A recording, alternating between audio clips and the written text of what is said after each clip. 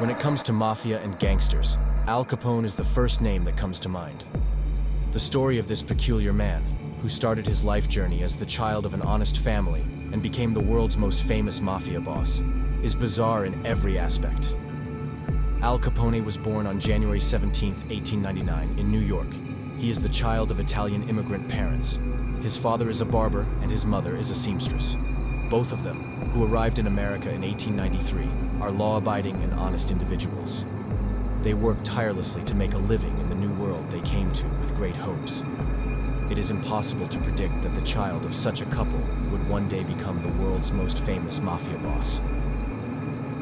Al Capone's entry into the world of crime begins with his acquaintance with Johnny Torrio. Torrio is the leader of an illegal gambling operation in Brooklyn, where the Capone family lives.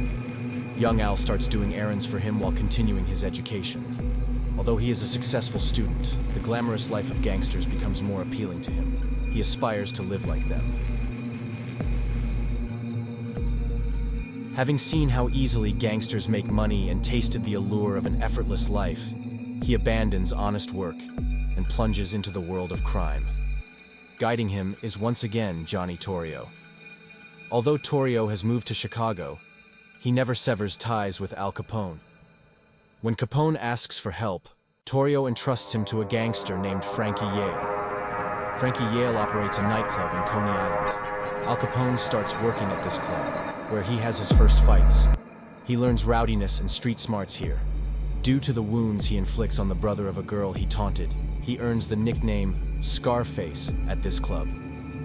Frankie Yale's nightclub becomes a school for him, where he learns all kinds of dirty tricks. Capone's days as a bar enforcer come to an end when he is summoned to Chicago by Johnny Torrio. Torrio has been working for Big Jim James Colosimo, one of the city's prominent mafia bosses, for a long time. The Chicago Outfit, founded by Colosimo, is one of the most powerful criminal organizations in the city. Torrio holds a significant position in the organization, but he has greater ambitions. He has some plans in mind and needs reliable men to execute them. Therefore, in 1919, he calls Al Capone to join him. Capone is employed as an enforcer in the brothels owned by the organization. It is here that he contracts syphilis, a disease that will later become a trouble for him. Torrio's ambitious plans become clear in 1920. The leader of the family he works for, Big Jim Colosimo, falls victim to an assassination that year, and Torrio takes his place.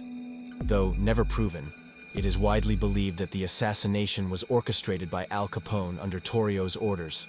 The young man thus demonstrates his loyalty to Johnny Torrio and becomes his right-hand man at the young age of 21.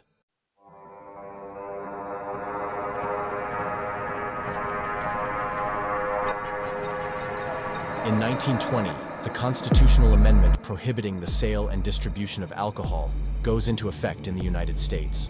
The government completely withdraws from the alcohol industry, leaving room for bootleggers.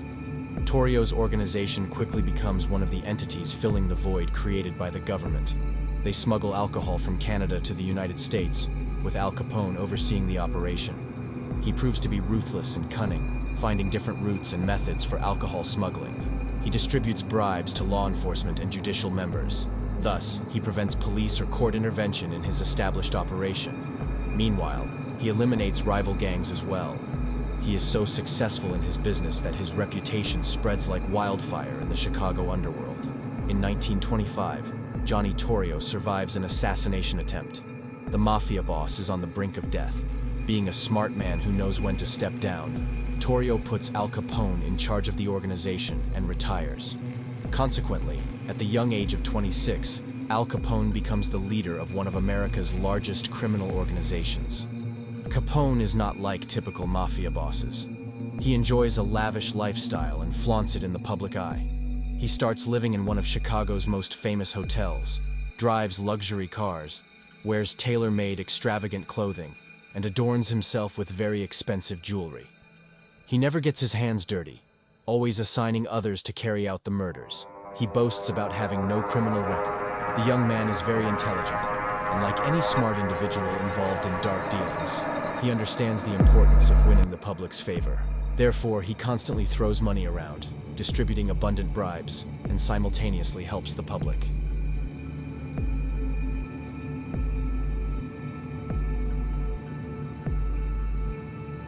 Through the news produced by the journalists he bought, his popularity increases in the eyes of the people. The citizens of Chicago begin to see him as a modern-day Robin Hood. In reality, Al Capone doesn't care about doing good or being a good person. His only concern is to present himself in a sympathetic light and continue making money from his illegal activities. The income he generates is staggering. It is estimated that he earns around $100 million annually, mostly from the bootlegging operation. The money he distributes to people is only a very small portion of this. Capone's sympathetic image disappears in 1929. On February 14, 1929, his men, disguised as police officers, gunned down 7 members of a rival gang. The incident, known as the St. Valentine's Day Massacre, horrifies the people of Chicago. The extent of the brutality compels the city's leaders to take action. Walter Strong, the owner of the Chicago Daily News, is a close friend of the then President of the United States, Herbert Hoover. He goes to the White House and explains to Hoover that he has completely surrendered to the organized crime in Chicago, and that the city can only be saved through the intervention of the federal government. Recognizing the severity of the situation, President Hoover mobilizes all federal agencies under his command. The main target is to dismantle Al Capone and his gang. Al Capone, who sees himself as the king of Chicago and believes he is untouchable, is bewildered when the real untouchables arrive in the city under federal authority. A team led by Eliot Ness goes after Capone's bootlegging activities, conducting hundreds of raids and destroying thousands of liters of illegal alcohol. These activities severely damage Capone's income. Another team, led by Frank Wilson from the Internal Revenue Service, examines all the money flow of the Mafia boss, scrutinizing over 2 million documents and questioning hundreds of people working with Capone. As Capone becomes increasingly cornered, he tries every possible way to escape. He attempts to bribe federal officials and resorts to plotting murders when unsuccessful. He even considers fleeing, but his efforts prove futile.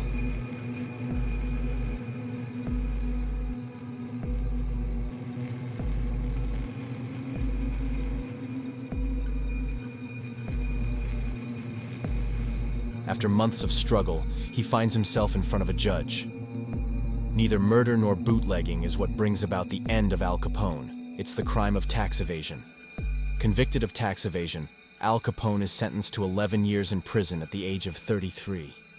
Before entering prison, a medical examination reveals that Al Capone carries the diseases of syphilis and gonorrhea. When it was too late for treatment, he began to lose his mental faculties more each day. After serving 7 years in prison, he was released upon his family's request. In the examination before his release, it was determined that his intelligence level had dropped to that of a 12-year-old child. His mind had distanced itself from the once fearsome Mafia boss. Al Capone passed away on January 25, 1947. At the time of his death, he was only 48 years old. He had lived a fast life, gained immense power and wealth, but concluded his life journey by losing his sanity. Strangely, humanity refuses to forget Al Capone, and despite being nothing more than a notorious criminal, he undeservedly goes down in history with great fame.